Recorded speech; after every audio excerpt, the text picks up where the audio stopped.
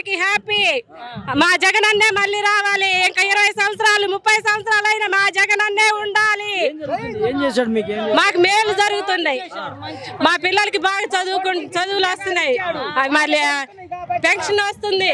మాకు రైతు భరోసా వస్తుంది. మాకన్నీ ఇస్తున్నాడు దేవుడు. కాబట్టి మా జగనన్న సిద్ధం, మేము సిద్ధమే. చంద్రబాబు మిమ్మల్ని కోటేశ్వరులు చేస్తా అంటున్నాడు ఈసారి. అవన్నీ వట్టి మాటలు. సిద్ధం. మంచి పనులు చేశాడు, బాగా చేశాడు.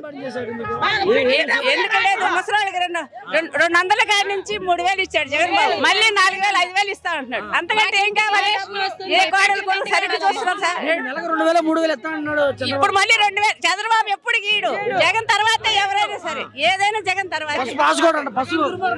అన్నిటికీ జగనే జగనే జగనే. ఏదిచ్చినా మా జగన్ తర్వాత ఎవరైనా, మా జగన్ బాబు తర్వాత ఎవరైనా. మా డబ్బులు మీ ఆయన తింటాడా అని అన్నాడు. ఎవరన్నారు? జగన్ అన్న వాళ్ళు అటోళ్ళు అన్నారు. టీడీపీ వాళ్ళకి వెళ్ళి అన్నారు మా డబ్బులు మీ ఆయన తింటాడా అని అన్నారు. జగన్ అన్న వచ్చినప్పుడు మా ఆయనకి పింఛన్ ఇచ్చారు.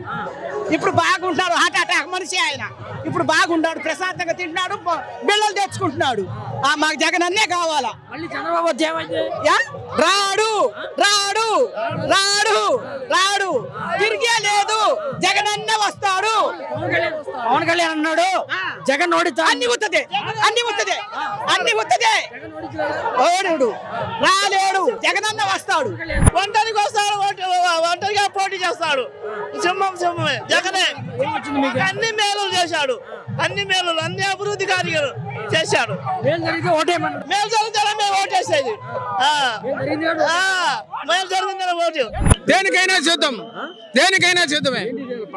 పచ్చబొట్టే దేనికైనా సిద్ధమే. జగన్ జై జగన్ అంతే. దేనికైనా సిద్ధమే. ఎంత మంది వస్తారు, మంది మరపలం రమ్మను. ఇక్కడ సింగిల్ సింహం. పవన్ కళ్యాణ్ లేదు, చంద్రబాబునే లేదు, వాడు బాబు లేడు. ఎవరు వచ్చినా పందులు గుంపుగా వస్తాయి. సింహం సింగిల్ గానే వస్తుంది. తొక్కుంటా పాటమే అంతే. ఏంటి అసలు పథకాలు ఏమైనా పనిచేస్తాయి సార్? ఏ పథకం పనిచేయలేదో చెప్పండి. అమ్మబడి, ఆసరానా, చేయూత, అమ్మ రైతు భరోసా, లేకపోతే అంగన్వాడీ టీచర్లకు వేసిన ఏ పథకము తీసుకోకుండా ఈ ఆంధ్ర రాష్ట్రంలో అర్హులైన ప్రతి ఒక్కడికి, ధనికుడు పేదవాడు మధ్యతరగతి అని లేకుండా ప్రతి ఒక్కళ్ళు పథకాలు తీసుకుంటున్నారు. తీసుకోని అంటూ వాళ్ళు లేరు. ఇప్పుడు బయట అందరూ నేను కమ్మవాడిని, పైన అందరూ జగన్ కమ్మవాళ్ళకి వ్యతిరేకం అంటాడు. ఇవాళ సీఎం జగన్ యొక్క కార్యక్రమాలన్నీ చూసేది ఒక కమ్మవాడు, తలసిల రఘురాం. మరి ఇంకంతకన్నా ఏం కావాలి చెప్పండి? ఎవరి పార్టీ, ఎవరి అభిమానం, ఎవరి కులం వాళ్ళకు ఉంటుంది. 10% ఎవరికైనా ఉంటుంది, లేకుండా ఎవరికి ఉండదు. వైనాట్ 175 అన్నాడు జగన్. ఎలా ఉంటది పరిస్థితి ఈసారి? అనుమానమే లేదండి. కుప్పంలో కూడా చంద్రబాబు నాయుడు ఓడిపోతాడు. కుప్పంలో కూడా చూసుకోండి. నా అనుమానం ఏంటంటే రేపు అక్కడ నామినేషన్ చేయడమని. మనం ఆవిడంది మా ఆయన నిలబడి నేను నిలబడతాలే అని. కానీ చంద్రబాబు అని అంటున్నాడు వైనాట్ పులివెందులే. రమ్మని వెళ్దాం, రేపు పొద్దున వెళ్దాం. రమ్మను రమ్మనండి.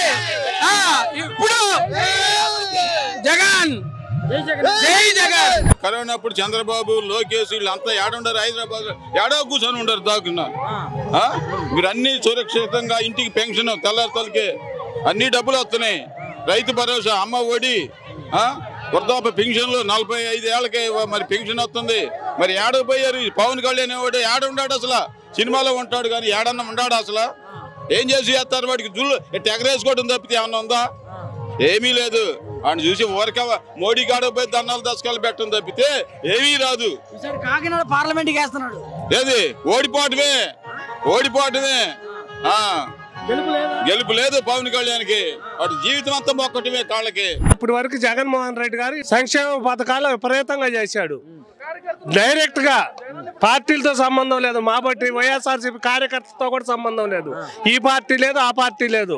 అందరికి సచివాలయంలో వెళ్ళి అప్లికేషన్ పెట్టుకుంటే అర్హులు అయితే కంపల్సరీ పథకాలు అందరికి అందుతున్నాయి.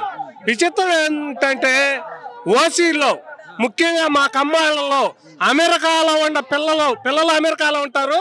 కానీ వాళ్ళు ఇక్కడ సచివాలయ వ్యవస్థ వచ్చాక డైరెక్ట్గా వెళ్ళి అప్లికేషన్ పెట్టుకొని పథకాలన్నీ లబ్ధి పొందుతూ మళ్ళీ జగన్ తిడుతున్నారు.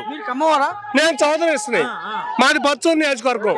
మా నియోజకవర్గంలో విపరీతంగా దొంగోట్లు ఉన్నాయి. ఆ దొంగోట్లను ఆమంచి కృష్ణమోహన్ గారు వచ్చినాక మాకు భరోసా వచ్చి 15,000 ఓట్లు దొంగోట్లు తీసేసాం. ఇంకా 20,000 పైన ఓట్లు ఉన్నాయి దొంగోట్లు. ఇన్ని చేశారు. పథకాలు అనేది పార్టీలతో సంబంధం లేదండి, పార్టీలతో సంబంధం లేకుండా వచ్చారు. మొత్తం టీడీపీలో ఉన్నారంటారు, నిజమేనది? ఉండారు, వాస్తవం అది. వాస్తవంగా కమ్మాళ్ళు అంతా ఉండారు టీడీపీలోనే.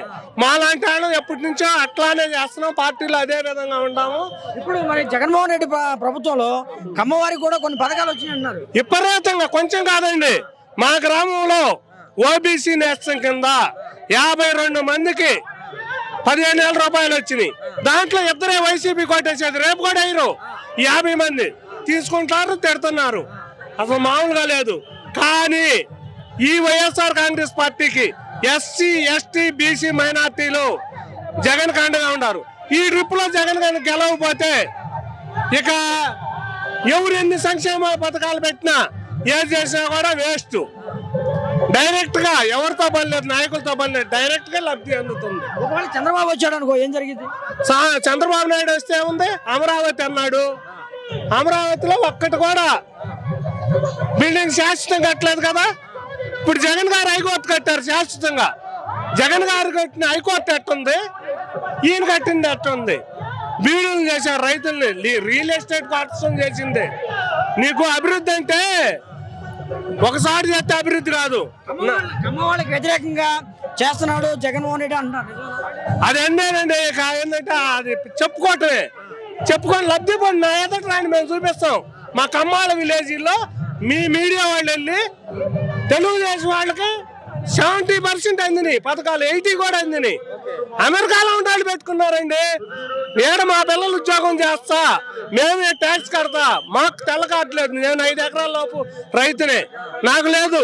వాళ్ళకున్న అమెరికాలో ఉండే పిల్లలకి తీసుకున్నారు, తిడుతున్నారు. మేము అది కాదు, మేము మా పిల్లలు ఏడే ఉండారు, ఏడే అభివృద్ధి. చదువుకునే వాళ్ళకి విద్య ఉండి అన్నుంటే ఇక్కడైనా ఉద్యోగాలు ఉండి, లేని వాళ్ళు వెళ్ళటం అమెరికాలని ఏమి లేదు. ప్రజలంతా సిద్ధంగా ఉన్నారా? ప్రజలంతా సిద్ధంగా ఉన్నారు సార్ జగన్మోహన్ రెడ్డి గారిని రెండోసారి సీఎం చేయడానికి.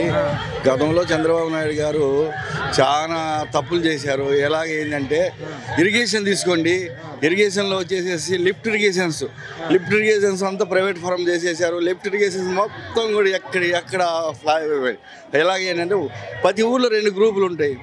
అక్కడ నీటిపారుదల శాఖల ప్రెసిడెంట్లను వాళ్ళని పెట్టి కరెంటు బిల్లులు కూడా కట్టుకోలేని పరిస్థితిలో కరెంటు బిల్లులు వాళ్ళ మీద వేసేసినాక లిఫ్ట్ ఇరిగేషన్స్ మొత్తం ఎక్కడ అంటే ఏపీఎస్ఐడిసి డెవలప్మెంట్ కార్పొరేషన్లో నాశనం చేసింది ఒక చంద్రబాబు నాయుడు గారే. అప్పటి నుంచి ఇప్పటి వరకు ఇప్పుడు ఏంటంటే మన వాగులు వంకలు వచ్చేది కాడ లిఫ్ట్ ఇరిగేషన్స్ కట్టారు. ఆ లిఫ్ట్ ఇరిగేషన్ మొత్తం చంద్రబాబు నాయుడు గారు వచ్చి, అంతకుముందు ఎన్టీ రామారావు గారు చేశారు, బాగా చేశారు డెవలప్మెంట్. ఇది జలగ వెంగళరావు గారు ఉన్నప్పుడు స్థాపించింది లిఫ్ట్ ఇరిగేషన్స్. ఈ లిఫ్ట్ ఇరిగేషన్స్ ఎన్టీ రామారావు గారు వచ్చి డెవలప్మెంట్ చేశారు. చంద్రబాబు నాయుడు గారు ఎప్పుడైతే సీఎం అయ్యాడో లిఫ్ట్ ఇరిగేషన్స్ మొత్తం తీసేసి వర్కర్లందరినీ తీసేసి చంద్రబాబు నాయుడు గెలవడం చాలా అసంభవం సార్. బీజేపీతో ఈయన పొత్తు పెట్టుకోకపోతే అదొక విషయం ఉండేది. చంద్రబాబు పవన్ కళ్యాణ్ సైకో అన్నారు. ఆయన సైకో కాదు, పైన దేవుడు ప్రజల కోసం పంపించిన వరం జగన్మోహన్ రెడ్డి. అట్ట అనకూడదు. మీరు అట్ట సైకో అన్నారనుకో, మీరు చచ్చిపోయినప్పుడు పురుగులు పడిపోయి చస్తారు. ఆయన ఆ పార్టీ లేదు, ఈ పార్టీ. చంద్రబాబు ఏం చేశాడు అప్పుడు? ఏది ఇది ఈ పెట్టి జన్మభూ కార్యక్రమం పెట్టి వాళ్ళ నాయకులకి ఇచ్చాడు. జగన్మోహన్ రెడ్డి ఏమన్నాడు? మీకు జ్ఞానం ఉందా? ఆ పార్టీ లేదు, ఈ పార్టీ లేదు, దానికి అరువులే అయితే ఎవడని ఇచ్చే ఉన్నాడు. అసలుప్పుడు ఆయన ఎవరు? సైకో కాదు, దేవుడు పంపించిన ప్రజల కోసం వరం జగన్మోహన్ రెడ్డి అనేవాడు. అందరికీ ఉన్నాడు, నా పార్టీ వాళ్ళకి అన్నా. మీరన్నారు ఆ మాట. చంద్రబాబు అనేవాడు అన్నాడు. జన్మభూ కార్యక్రమం పెట్టి చంద్రబాబు బీజేపీ కలిసింది బాబాయ్. ఎందుకు వాళ్ళు బనికిరానోళ్ళు మావాడు ఈయన నేను కలిసి దేనికయ్యా? దేనికి చెప్పు అయ్యా. కరోనా టైంలో నా భార్యకి నాకు ఇద్దరికి వచ్చింది. మా వాలంటీర్ వచ్చి ఒంగోలు గవర్నమెంట్ హాస్పిటల్ పంపిస్తే ఆడ కరోనా టైంలో ఒక్కోడికి డబ్బులు ఉండేవాళ్ళు 14 లక్షలు 20 లక్షలు కాజేసుకున్నాడు. మా వాలంటీర్ వచ్చి మీరు హాస్పిటల్ పంపి గవర్నమెంట్ హాస్పిటల్ పోయావయ్యా, మా భార్య భర్తలు ఇద్దరమే. మా అబ్బాయి అప్పుడు సింగపూర్లో ఉన్నాడు. మా వాడు నాన్న కారు ఏడా ఉంచాడు. మా కారులో మేము వెళ్ళాం. ఏమయ్యా ఆడకు పోతే 7 అన్నం, 7 చికెను, 7 గుడ్డు, టయానికి బిళ్ళలు. కరోనాలో 3 రోజులు మమ్మల్ని ఇంటికి పంపించారు. అదే చంద్రబాబు పవన్ కళ్యాణ్ గానీ ముఖ్యమంత్రిగా ఉన్నాడైతే జనానికి 100 మందికి 50 మంది వచ్చేవాళ్ళు. ఇవాళకి వచ్చి నిలబడతానంటే మా జగన్మోహన్ రెడ్డి పుణ్యమే. ఎంతమంది చచ్చిపోయారు మనకు తెలీదు.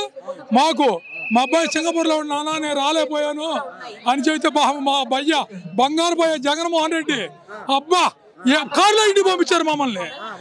మళ్ళీ కారులో ఇంటికి.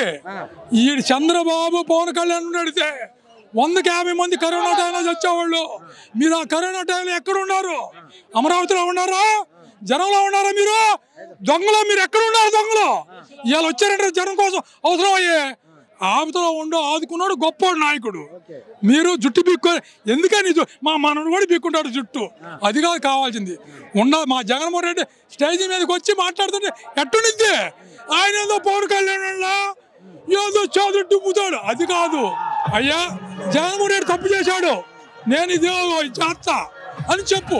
వింటారు జనం. నువ్వు జగన్మోహన్ రెడ్డి సైకో అంటే ఆయన చెప్పిన పని. చంద్రబాబు మేనిఫెస్టోలో ఏం చెప్పాడు?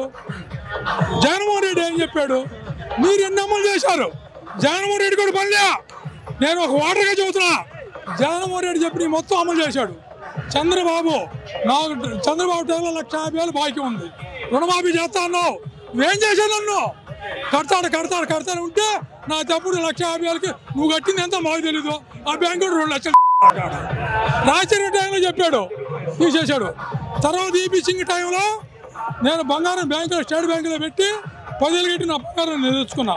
ఆయన తర్వాత ఆ టైంలో నేను లైన్లో నా డబ్బులు నాకు వెనక్కి పంపించారు. అదిరే మగోడతాను. నువ్వంటే నీ జనం అడుగాను.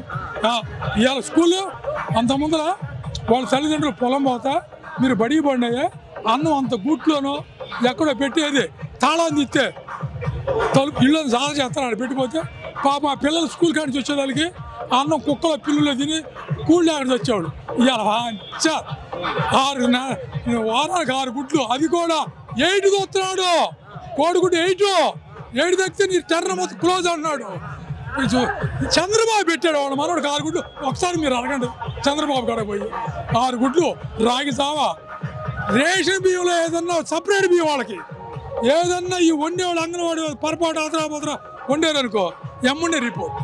బడి పొంతుళ్ళు ఇదివరకు స్కూల్లో 4 ఉండేవాళ్ళు అనుకో, 2 వచ్చి 4 వచ్చేవాళ్ళు టయానికి మొత్తం లేచి 2 వాళ్ళు సొంత పాలనకి వెళ్ళేవాళ్ళు, 2 చూసుకునేవాళ్ళు. ఇవాళ టేసి ఫోటోలో కనపడాలా, అది లెక్క.